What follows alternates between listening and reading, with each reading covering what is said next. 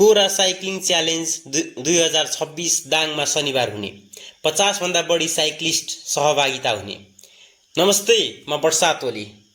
स्वस्थ जीवनशैली, वातावरण संरक्षण तथा धार्मिक पर्यटकीय स्थलको प्रबन्धन गर्न उद्देश्यले कोरा साइक्लिङ च्यालेन्ज 2026 दाङमा शनिबार आयोजना हुने भएको छ।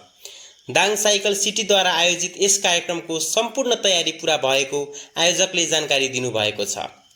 दाङ साइकल सिटीका अध्यक्ष ललित श्रेष्ठको अध्यक्षता, नेपाल पत्रकार महासङ्घका केन्द्रीय सचिव सबिन प्रियासनको प्रमुख आतिथ्यता, नेपाल पत्रकार महासङ्घ दाङका अध्यक्ष सन्तोष सुवेदी, पत्रकार महासङ्घका पूर्व अध्यक्ष सुदीप गौतमको विशेष उपस्थितिमा पत्रकार सम्मेलन भएको थियो। आयोजकका अनुसार कोरा अभियानको सुरुवात सन् 2011 मा काठमाडौँमा भएको हो। कोरा शब्द तिब्बती भाषाबाट आएको हो, जसमध्ये अर्थ धार्मिक स्थल वा मठ मन्दिरको परिक्रमा गर्नु भन्ने हुन्छ। यही अवधारणालाई साइक्लिङसँग जोड्दै स्थानीय धार्मिक तथा पर्यटकीय स्थलहरूको प्रचार प्रसार गर्ने, स्वस्थ जीवनशैली अपनाउने र सामाजिक उत्तरदायित्वका कार्यमा सहभागी जुटाउने उद्देश्यले कोरा अभियान सञ्चालन हुँदै आएको छ।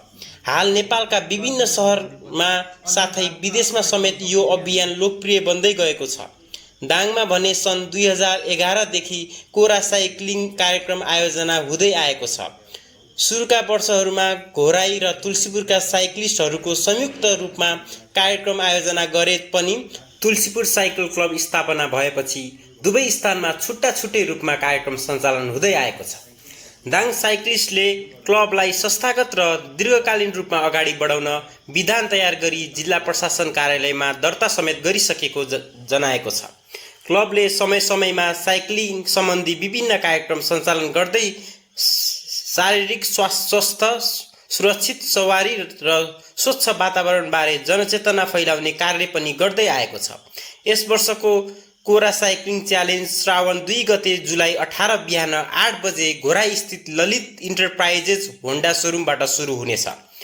लुम्बिनी प्रदेशका पर्यटन उद्योग तथा यातायात मन्त्री प्रचण्ड विक्रम न्युपानेले कार्यक्रमको उद्घाटन गर्ने तय भएको छ। साइक्लिङ यात्रा घोराईको शहीद गेट, तुलसीपुर चोक, न्यू रोड, पुरानो बैंक रोड, गणेश मन्दिर, ट्राफिक चोक, अम्बिकेश्वरी मन्दिर, उबरी चौघेरा मन्दिर, बागी पनेरा तथा धारापानी धाम हुँदै पुनः होटल मालाइनमा पुगेर समापन हुने कार्यक्रम रहेको आयोजकले जानकारी दिनुभएको छ। यस वर्षको कोरा साइक्लिङ च्यालेन्जमा 50 भन्दा बढी साइक्लिस्टको सहभागिता रहने अपेक्षा गरिएको छ। स्वस्थ वातावरण संरक्षण र धार्मिक पर्यटकीय क्षेत्रको प्रबन्धनलाई एकसाथ जोड्ने यस अभियानलाई सफल बनाउन आयोजकले सबैको साथ सहयोग र सहभागिताका लागि आग्रह गरेको छ। आयोजक संस्थाका सदस्य सनत गिरीको स्वागत मन्तव्यबाट सुरु भएको कार्यक्रमको सञ्चालन विमल श्रेष्ठले गर्नुभएको थियो।